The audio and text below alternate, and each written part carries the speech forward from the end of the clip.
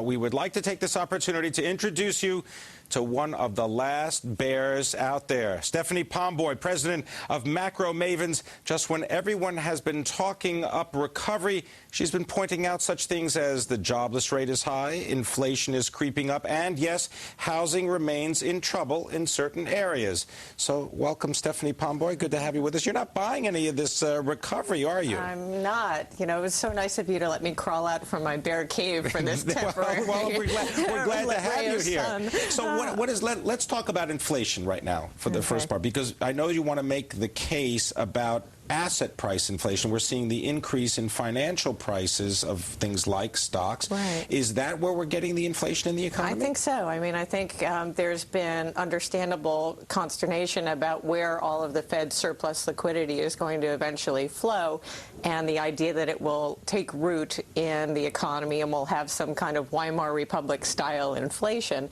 And I just have a very hard time squaring that with what we're seeing in terms of the deleveraging of household balance sheets. You know, absent credit, what are consumers going to use to absorb these higher prices? If you have a $100 budget and the price of gas goes up $10, strikes me you got $10 less to spend on everything else. That sounds way too simple for what goes on in the stock market these days. So, all right, so this idea that the consumer is still quite strapped for money. Yes, and actually I was just, reading through these various consumer surveys, one including conducted by Bloomberg, where consumers say, we don't intend to spend more. Quite the contrary. More consumers are talking about cutting back as, if you want to call it, the new normal. They're adjusting to a lower level of consumption. And that squares with what we're seeing in terms of the monthly retrench on consumer credit. If job growth isn't going to provide income and people aren't going to borrow, then they have precious little money with which to absorb a generalized rise in prices. So what I see is an environment where the price of stuff people can't live without continues to go up, as has been the case, for the last several years, but that effectively crowds out inflation in the discretionary areas. But in a much broader analysis, what we're talking about is money that's not being used by the economy for whatever reason that's now free to slosh into financial assets.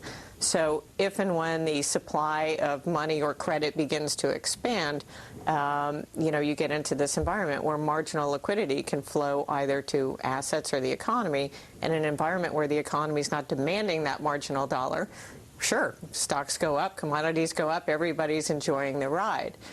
So the question is how long that can be sustained. Well, you took my next question, which is how long can a marginal liquidity-driven rally, how long can something like this go on if indeed the government officials, whether it's Federal Reserve Chairman Ben Bernanke or indeed Treasury Secretary Timothy Geithner, remain committed, and we know they're going into this G20 meeting, remain committed to keeping the spigot open and keeping the funds flowing. How long could this go on? Indefinitely? This is one of my sort of latent weaknesses, is that I always believe in the triumph of the fundamentals, and I keep watching these bubbles inflate, and I say to myself, at some point the fundamentals will trump all. And I think the last time we were here we were talking about the expectation for corporate earnings, which was really built on ultimately getting top-line revenues, which so far they have failed to produce.